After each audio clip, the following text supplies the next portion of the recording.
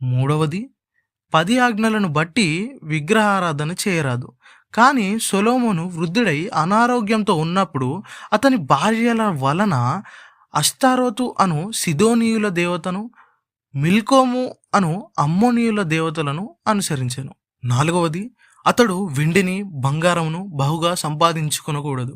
కానీ సొలొమోను రాజ్యంలో ఎక్కడ చూసినా బంగారం వెండి ఉండేది.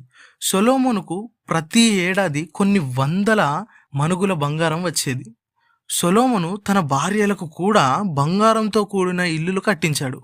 సొలొమోను తన కొరకు బంగారు సింహాసనము, బంగారపు డాళ్ళు, బంగారపు కేడెములు, సొలొమోను భోజనం బల్లపై అన్ని బంగారపు పాత్రలే ఉండేటివి. 1 రాజులు 10 14 నుండి 22 వచనముల వరకు తాను సంపాదించుకున్నవి, బంగారంతో చేపించినవి ఉంటాయి.